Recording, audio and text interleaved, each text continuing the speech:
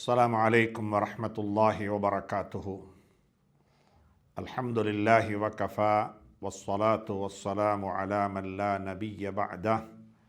اللهم صل على رسولك سيدنا ونبينا ومولانا محمد وبارك وسلم عليه. أما بعد،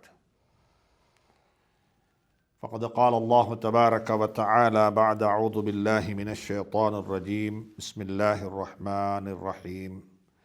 كيف تكفرون بالله وكنتم أمواتا فأحياكم ثم يميتكم ثم يحييكم ثم إليه ترجعون. صدق الله العلي العظيم. கண்ணியத்துக்கும் மதிப்புக்கும் மரியாதைக்கும் உரிய அன்பின் சகோதர நண்பர்களே, பெரியவர்களே, தாய்மார்களே, சகோதரிகளே, அல்லாஹ்வுக்கு சுப்ஹானஹு தஆலா நம் அனைவரையும் பொருந்திக் கொள்ள வேண்டும், நம் அனைவருக்கும் அருள் செய்ய வேண்டும், நம் அனைவருக்கும் நீண்ட ஆயுளையும் நல்ல சரீர சுகத்தையும் நல்ல முடிவுகளையும் தந்தருள வேண்டுமென்று முதல் கண் நான் உங்களுக்கு பிரார்த்திக்கின்றேன். நீங்களும் எனக்கு பிரார்த்திப்பீர்கள் என்று ஆதரவு வைத்தவனாக, ஒவ்வொரு மனிதனும் பிறருடைய துஆவின் பக்கம், பிறருடைய உதவியின் பக்கம், பிறருடைய கருணையின் பக்கம் தேவையுள்ளவனாகத்தான் மனிதனை அல்லாஹ் படைத்திருக்கின்றான். ஸல்லல்லாஹு அலைஹி வஸல்லம் அவர்கள் கூட தன்னை பற்றி சொல்லும் பொழுது, அன தஅவத்து அபீக்கும் இப்ராஹீம், நான் உங்களுடைய தந்தை ஹதரத் இப்ராஹீம் அலைஹி ஸலாத்து வஸ்ஸலாம் அவர்களுடைய துஆவினுடைய பிரதிபலன்தான், அவர்கள் கேட்ட துஆ நான் தான் என்று சொல்லி ஸல்லல்லாஹு அலைஹி வஸல்லம் அவர்கள் தன்னை விவரித்தார்கள். அந்த அடிப்படையில் இந்த துஆவுடைய மாதத்தில், துஆக்கள் கபூலாகப்படக்கூடிய நாட்களில் நானும் நீங்களும் ஒருவர் இன்னமொருவருடைய துஆவின் பக்கம் தேவையுள்ளவர்களாகவே இருந்து கொண்டிருக்கின்றோம். அல்லாஹ் சுப்ஹானஹு தஆலா நம் அனைவர்களுடைய இன்மை மறுமை தேவைகளையெல்லாம் பூர்த்தி செய்து சுவர்க்கலோகத்தை எங்களுக்கு வாஜிபாக்கி, நரக படுகொலியை எங்களுக்கு ஹராமாக்கி, என்னையும் உங்களையும் சுவர்க்கலோகத்தினுடைய அனந்தரக்காரர்களாக, வாரிசுகளாக அல்லாஹ் ஆக்கி வைக்க வேண்டும் என்று இறைவனை பிரார்த்தித்துக் கொள்வோம். அன்புக்குரிய நண்பர்களே, சகோதரர்களே, பெரியவர்களே, ரமதானுடைய நாட்கள் விடைபெற்று கொண்டிருக்கிறது. நாங்கள் எதிர்நோக்கி இருக்கக்கூடிய ரமதானுடைய கடைசி 10 தினங்கள் நாங்கள் எங்களுடைய வாழ்நாளில் சந்திக்கக்கூடிய நாட்களிலேயே மிகவும் சிறந்த சிரேஷ்டமான நாட்கள். ரமதான் மிகவும் சிரேஷ்டமானது. எங்களுக்கு தெரியும் ரமதானுடைய சிறப்புகள், ரமதானுடைய தன்மைகள், ரமதான் எப்படிப்பட்டது என்பதையெல்லாம் நாங்கள் அறிந்து வைத்திருக்கின்றோம். அதிலும் மிக முக்கியமான பகுதியாக இருக்கிறது ரமதானுடைய கடைசி 10 தினங்கள்.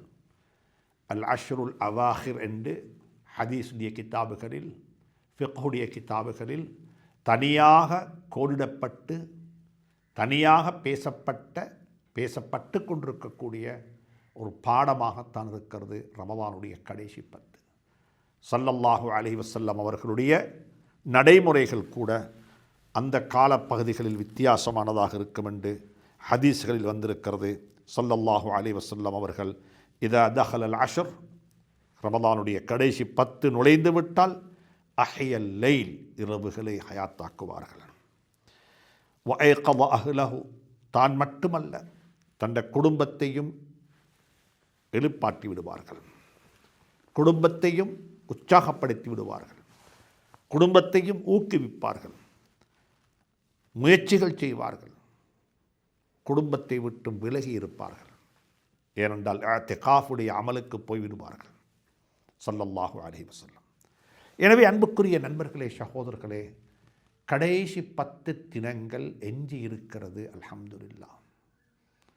வரக்கூடிய வெள்ளி நாளைய தினம் இஃப்தாரில் இருந்து அந்த நாட்கள் ஆரம்பமாகிறது. இஅ்திகாஃபுக்கு போகக்கூடிய சகோதரர்கள் நாளைய தினம் இஃப்தார் செய்வதற்கு வெள்ளிக்கிழமை நாளன்று இஃப்தாரிலிருந்து பெருநாளுடைய பிறை தென்படும் வரைக்கும் இன்ஷா அல்லாஹ் அவர்கள் இஅ்திகாஃபில் இருப்பார்கள். இஅ்திகாஃபில் இருக்க வேண்டும்.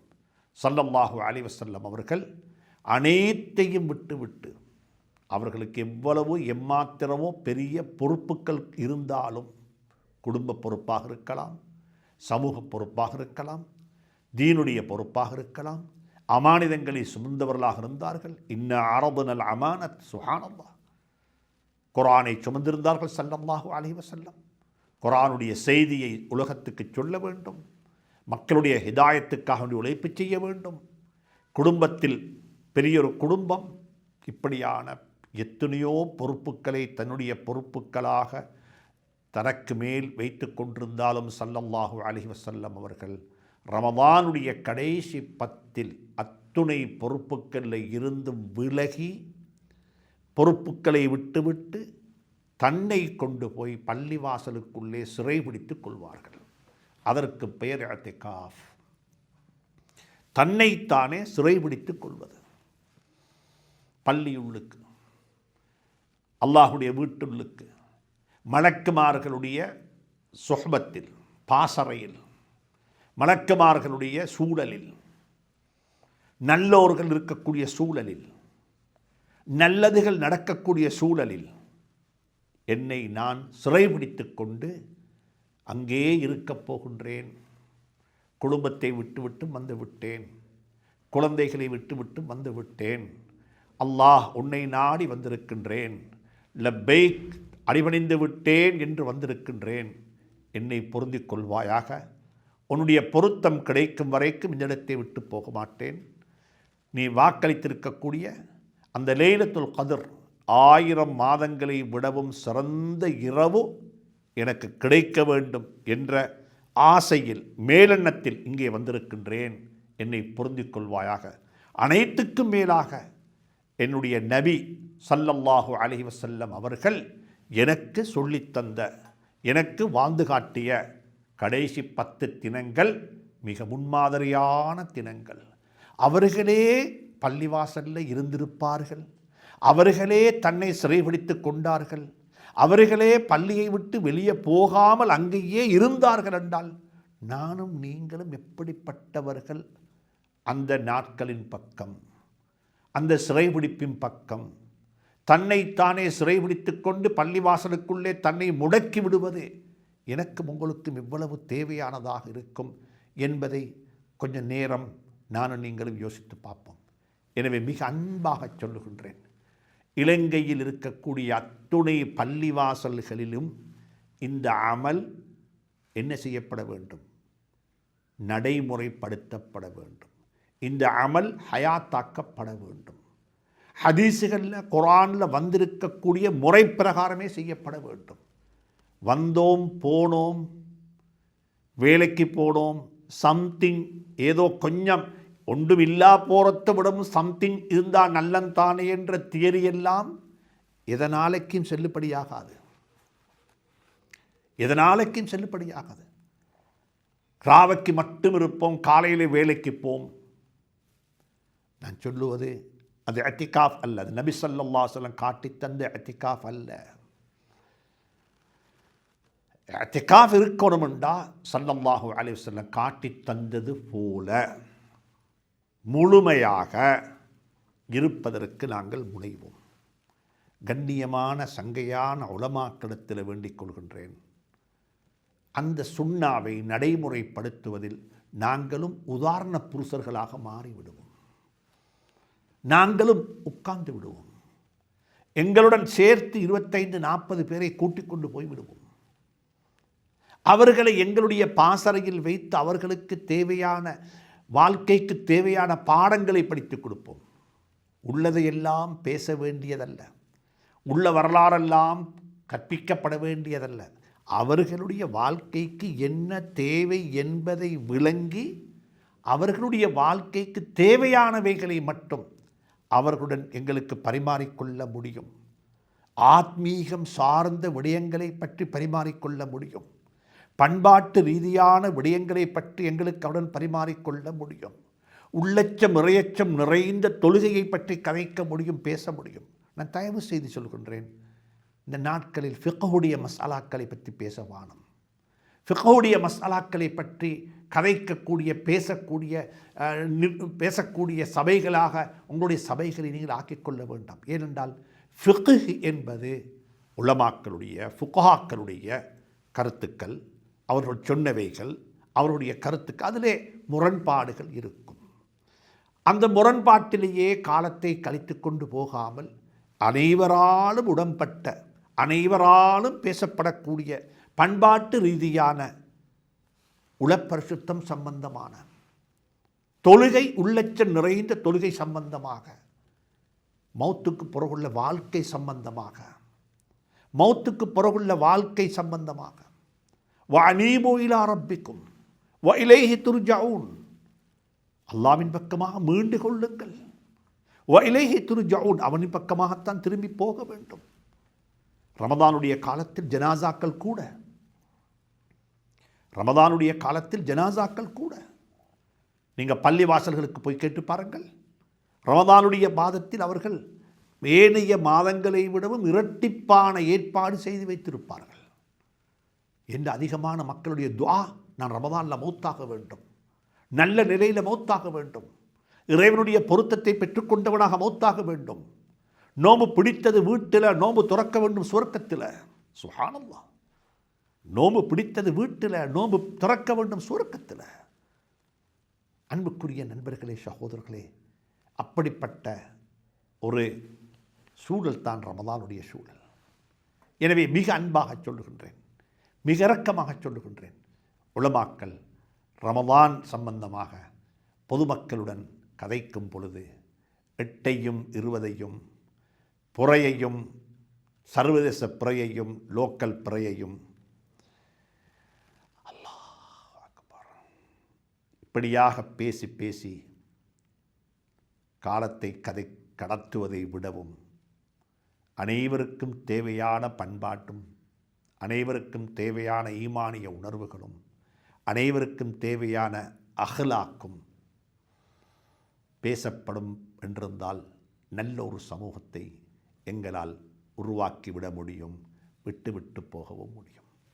அல்லாஹ் சுப்ஹானஹு வ தஆலா அதற்குரிய சந்தர்ப்பமாக எஞ்சி இருக்கக்கூடிய ரமதானை ஆக்கி வைக்க வேண்டும் என்று இறைவனை பிரார்த்தித்து கொண்டவனாக லைலத்துல் கத்ரையும் அடைந்து கொள்ளக்கூடிய பாக்கியத்தை அல்லாஹ் எனக்கும் உங்களுக்கும் தந்தருள வேண்டும் என்று இறைவனை வேண்டிக் கொண்டவனாக வகுப்புக்கு வரலாம் என்று ஆசைப்படுகின்றேன்.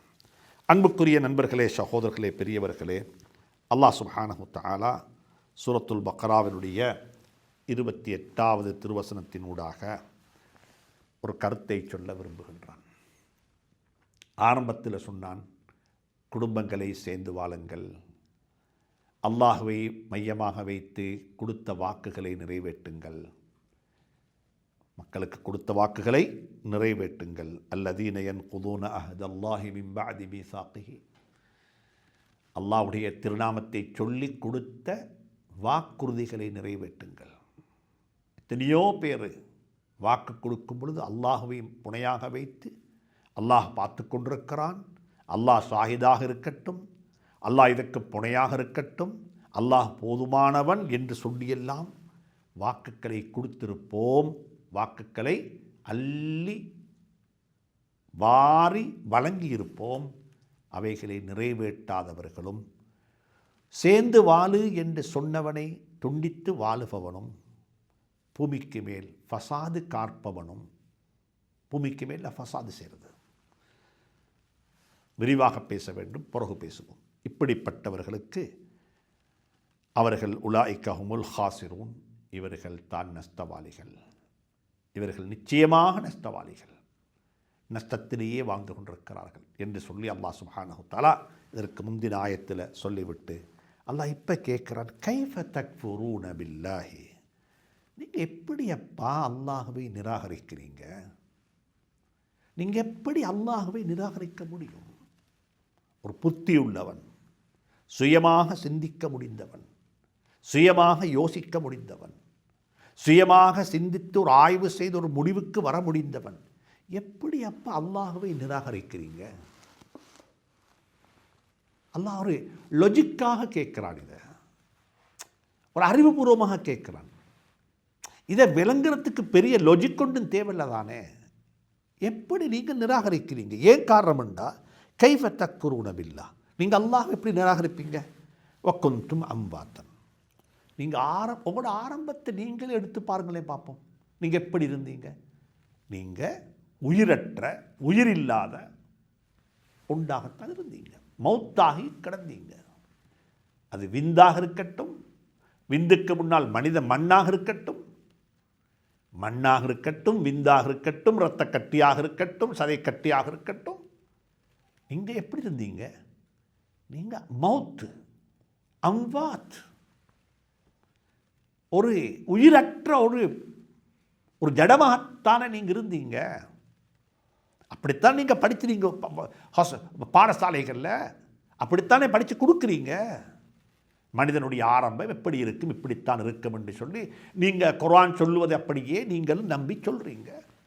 அதுக்கு பிறகுதான் ஃபாஹியாக்கும், உங்களை அவன் உயிர்ப்பித்தான்.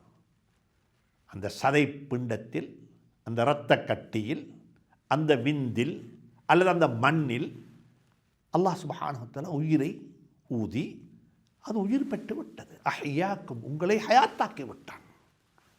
நீங்கள் ஹயாத்தாகிறீங்க. சுப்ஹானல்லாஹ்.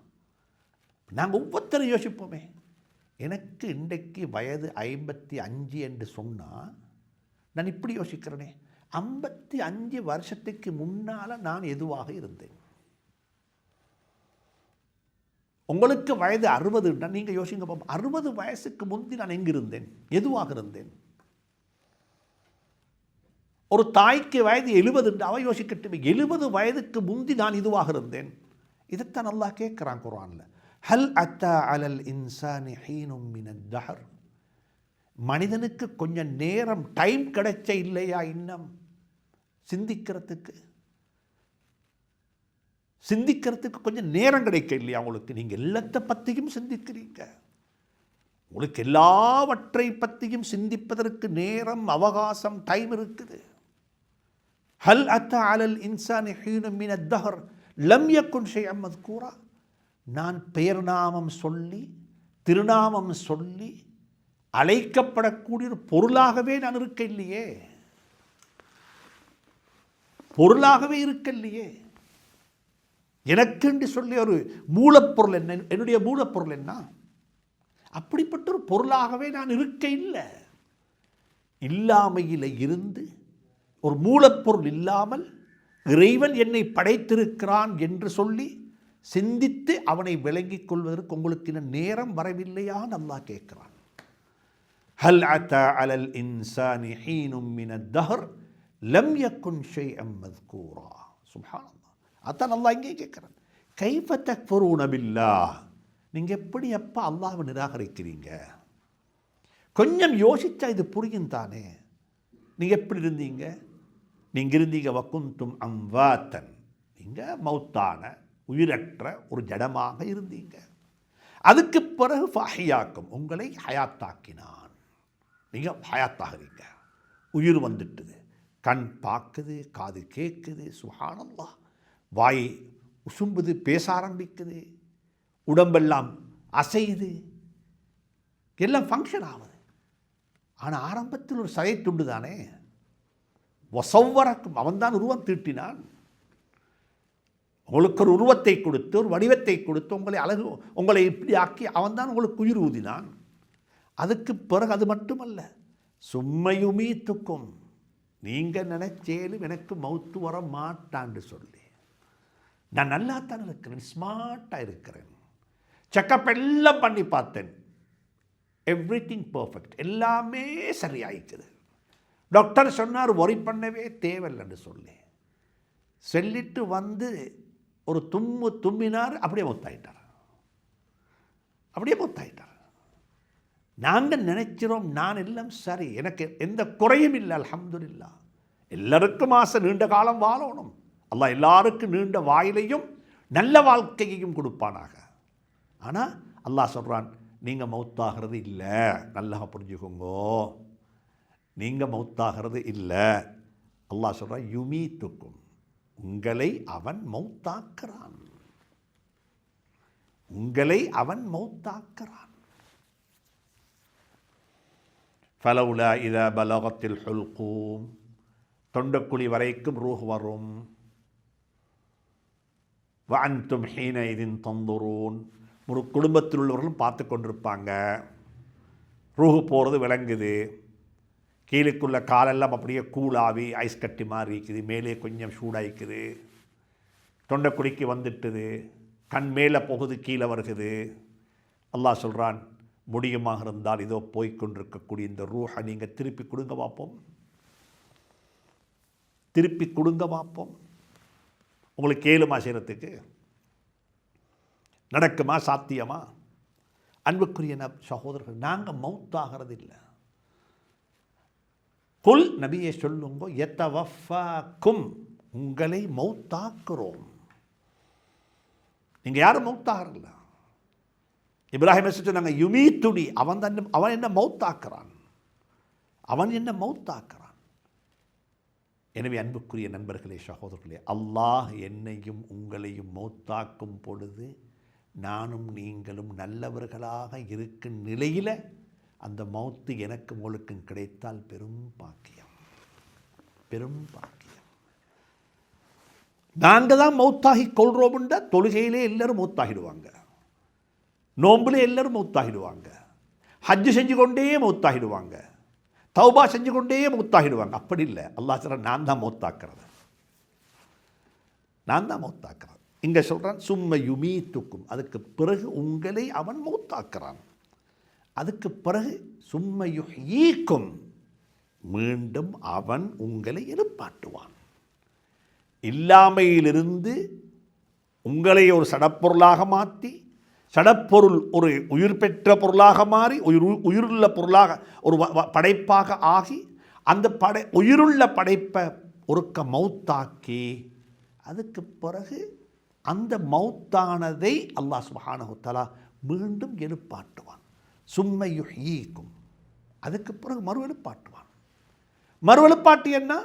சும்ம இலைஹி துர்ஜஊன், நீங்கள் அவனின் பக்கமாக திரும்பி போக வேண்டும். அவன் பக்கமாக திரும்பி நீங்கள் போக வேண்டும். புரியுதா? இதுதான் மனித வாழ்க்கை. அல்லாஹ்வை நிராகரிப்பதற்கு ஒன்றுமில்லை. இறைவன் இருக்கிறான், இறைவன் என்னுடன் இருக்கிறான், இறைவன் தான் என்னை படைத்தான், இறைவன் தான் என்னை மௌத்தாக்குறான், அவன்தான் எனக்கு உயிர் தந்தான், அவன்தான் வாழ வைத்திருக்கிறான், அவன்தான் மௌத்தாக்குவான், அவன்தான் மீண்டும் எங்களை எழுப்பாட்டுவான். மீண்டும் எல்லாரும் எழும்பி அல்லாஹ்வின் பக்கமாக போவாங்க.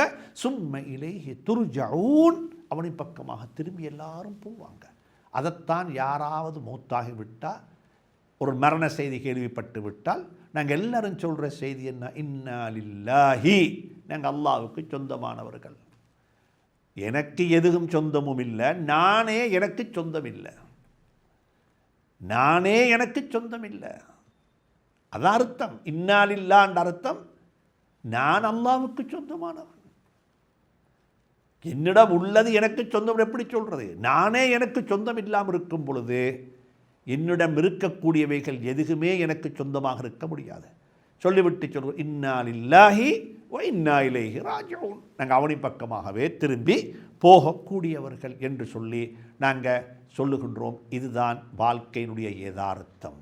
இதை புரிந்து கொள்வோம், இதை புரிந்து கொள்வோம். அவனின் பக்கமாக திரும்பி போக வேண்டும், அவனிடத்தில் அவனுக்கு பதில் சொல்ல வேண்டும், அவன் எங்களை விசாரிப்பான். சுப்ஹானல்லாஹ். இவைகளெல்லாம் நாங்கள் விளங்கி கொள்ள வேண்டிய, அறிந்து கொள்ள வேண்டிய யதார்த்தங்கள் என்று சொல்லி குர்ஆன் எங்களுக்கு சொல்லித் தருகிறது. அதுக்கு அடுத்த ஆயத்தில் அல்லாஹ் சொல்லுகிறான், அல்லாஹ்வை பற்றி சொல்லுகிறான். இப்போ அவன் எப்படிப்பட்டவன்? உங்களை உயிர்ப்பித்து, உங்களுக்கு உயிர் தந்து, உங்களை மௌத்தாக்கி, மீண்டும் எழுப்பாட்டி, அவனின் பக்கமாக நீங்கள் திரும்பி போவீங்க. அவன் யார் தெரியுமா? ஹுவல்லதி அவன்தான் ஹலகலக்கும் மா ஃபில் அர்தி ஜமீஆ, இந்த உலகத்தில் இருக்கக்கூடிய அனைத்தையுமே அவன் உங்களுக்குத்தான் படைத்திருக்கிறான். ஆனால் நன்றாக புரிந்து கொள்ளுங்கள், நீங்கள் யாரும் அதற்காக வேண்டி படைக்கப்பட்டவர்கள் அல்ல. நீங்களோ நானோ உலகத்துக்காக வேண்டி படைக்கப்பட்டவர்கள் அல்ல. உலகமும் உலகத்தில் உள்ள அனைத்தும் எனக்கும் உங்களுக்கு வேண்டி படைக்கப்பட்டவைகள். இதை புரிந்து கொள்வோம். மனிதர்களே, அன்பு சகோதர நண்பர்களே, பெரியவர்களே, அல்லாஹ் என்ன சொல்கிறான்?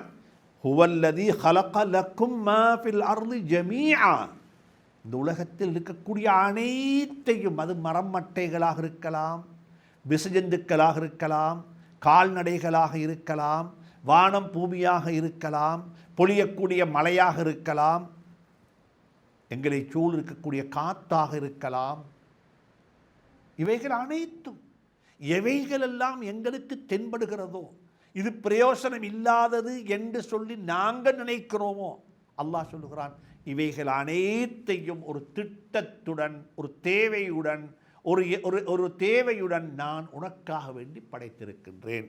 அல்லாஹ் சுப்ஹானஹு தஆலா சொல்லிவிட்டு மறுவச் சொல்லுகிறான், படைத்ததுக்கு பிறகு சும்மஸ்தவா இலஸ் ஸமாஇ ஃபஸவ்வாஹுன்ன சப்அ ஸமாவாத்தின், வானங்களை படைத்துவிட்டு பூமியை படைத்தது போல வானலோகத்தையும் அல்லாஹ் சுப்ஹானஹு தஆலா 7 வானங்களாக படைத்திருக்கின்றான். 7 வானங்களாக அவைகளை வடிவமைத்திருக்கின்றான். 7 வானங்களாக அவைகளை அல்லாஹ் சுப்ஹானஹு தஆலா படைத்து இருக்கின்றான் என்று சொல்லிவிட்டு சொல்கிறான், வஹுவ பிகுல்லி ஷைஇன் அலீம், படைத்தது மட்டுமல்ல, அவனால் படைக்கப்பட்ட அத்துணை பொருட்களையும், அத்துணை படைப்பினங்களையும், அத்துணை மனிதர்களையும், அத்துணை வஸ்துக்களையும் அவன் அறிந்து வைத்தவனாகவும் இருக்கின்றான், அவன் தெரிந்து வைத்தவனாகவும் இருக்கின்றான். இது எப்படி வந்தது, இது யாரை கொண்டு வந்தது, இது எதற்காக வேண்டி வந்தது, இதனுடைய தேவை என்ன, இதனுடைய நோக்கம் என்ன, இது எவ்வளவு காலத்துக்கு வாழும், உயிர் வாழும், இப்படியாக வஹுவ பிகுல்லி ஷைஇன், அவனுக்கு அனைத்தை பற்றியும் அனைத்து வகையான அறிவும் அவனிடத்தில் இருக்கிறது. அவைகளை அவன் நிர்வாகம் செய்து கொண்டிருக்கின்றான். சுப்ஹானல்லாஹ். ஹலகலக்கும் மா ஃபிஸ் ஸமா மா ஃபில் ஹலகலக்கும் மா ஃபில் அர்தி ஜமீஆ என்பது போல இங்கே சொல்கிறான், வஹுவ பிகுல்லி ஷைஇன் அலீம், பிகுல்லி ஷைஇன் அலீம். உங்களுக்கு உலகத்தில் உள்ள அனைத்தும் உங்களுக்காக வேண்டி படைக்கப்பட்டவைகள். ஆனால் நீங்கள் மட்டும் இதுக்கு இந்த உலகத்துக்கு படைக்கப்பட்டவர்கள் அல்ல. நீங்கள் படைக்கப்பட்டது ஆகிரத்துக்காக வேண்டி, மௌத்துக்கு பிறகுள்ள வாழ்க்கைக்காக வேண்டி, நீங்கள் படைக்கப்பட்ட அந்த மேலான சுவர்க்கத்துக்காக வேண்டி. அல்லாஹ் சுப்ஹானஹு தஆலா அதைத்தான் இங்கே சொல்லுகிறான். சூரத்துல் பக்கராவினுடைய 29வது ஆயத்தில் அல்லாஹ் மிக உறுதியாக சொல்லுகிறான், உலகத்தில் உள்ள அனைத்து பொருட்களையும் அனைத்து படைப்பினங்களையும் உங்களுக்காக வேண்டி அவன் படைத்தான். அதற்கு பிறகு சும்மஸ்தவா இலஸ் ஸமாஇ ஃபஸவ்வாஹுன்ன சப்அ ஸமாவாத்தின் வஹுவ பிகுல்லி ஷைஇன் அலீம். அவன் அதற்கு பிறகு என்று சொன்னால் வானத்தை பூமியை படைத்ததற்கு பிறகுதான் வானத்தை படைத்தான் என்ற அர்த்தம் அல்ல இது. அல்லாஹ் சுப்ஹானஹு தஆலா செய்தி சொல்லும் பொழுது வானத்தையும் அவன்தான் படைத்தான், பூமியையும் அவன்தான் படைத்தான் என்ற அர்த்தத்தில் தான் அந்த சும்ம என்பது ஒரு செய்திக்கு பிறகு ஒரு செய்தி என்ற கருத்தில் வந்ததல்லாமல் பூமியை படைத்ததுக்கு பிறகுதான் வானத்தை இறைவன் படைத்தான் என்ற அர்த்தம் அல்ல. ஏனென்று சொன்னால் அல்லாஹ் சுப்ஹானஹு தஆலா வேறொரு ஆயத்தில் சொல்லுகிறான், வல் அர்த பஅத ذلك தஹாஹா, அதற்கு பிறகு வானத்தை படைத்து வானத்தை படைத்ததுக்கு பிறகு படைத்தான் என்று சொல்லி இன்னும் ஒரு ஆயத்தில் சொல்லுகிறான். எனவே அதற்கு உலமாக்கள் சொல்லக்கூடிய விளக்கம் என்னவென்று சொன்னால், இங்கிருக்கக்கூடிய இந்த ஆயத்து வல் அர்த பஅத ذلك தஹாஹா என்று இருக்கக்கூடிய அந்த சும்மஸ்தவா இலஸ் ஸமாஇ, பின்பு வானத்தின் பக்கமாக அவன் இஸ்திவாவாகி என்று சொல்லி அல்லாஹ் சொல்லுகிறானே, அதில் இருக்கக்கூடிய சும்ம லித்தர்தீபில் அஹ்பார், செய்திகளை தர்த்தீபாக முறையாக சொல்லுவதற்கல்லாமல் படைப்பில் ஏற்பட்ட முறைக்காக வேண்டி அல்ல என்ற கருத்தை அல்லாஹ் சுப்ஹானஹு தஆலா இங்கே முன்வைக்கத்தான் இப்படி சொல்லுகிறான் என்று சொல்லி உலமாக்கள் முஃபஸ்ஸரீன்கள் கருத்து சொல்லி இருக்கிறார்கள். எனவே எதெப்படி இருந்தாலும் அல்லாஹ் சுப்ஹானஹு தஆலா சொல்லுகிறான், இறைவனை உன்னால் நிராகரிக்க முடியாது. நீ செத்தவனாக உயிரற்றவனாக இருந்த சந்தர்ப்பத்தில் உன்னை உயிர்ப்பித்து உனக்கு வாழ்க்கை தந்து உன்னை அதற்கு பிறகு மௌத்தாக்கி அதற்கு பிறகு உன்னை எழுப்பாட்டி அதற்கு பிறகு அவனின் பக்கமாக தான் நாங்கள் அனைவருமாக திரும்பி போக இருக்கின்றோம். அவன் எங்களை விசாரிப்பான், எங்களிடத்தில் கேள்விகளுக்கு கேட்பான். அல்லாஹ் சுப்ஹானஹு வ தஆலா அப்படிப்பட்ட ஈமானை எனக்கும் உங்களுக்கு நசீபாக்குவானாக. எங்களுடைய மௌத்தை நினைத்து மறுமை வாழ்வை முதன்மைப்படுத்தி மௌத்துக்கு பிறகுள்ள வாழ்க்கை தான் யதார்த்தமான வாழ்க்கை என்ற உணர்வுடன் வாழ்ந்து மறைய அல்லாஹ் சுப்ஹானஹு வ தஆலா எனக்கும் உங்களுக்கும் துணை புரிய வேண்டுமென்று இறைவனை வேண்டி விடைபெறுகின்றேன். வஸ்ஸலாமு அலைக்கும் வரஹ்மத்துல்லாஹி வபரகாத்துஹு.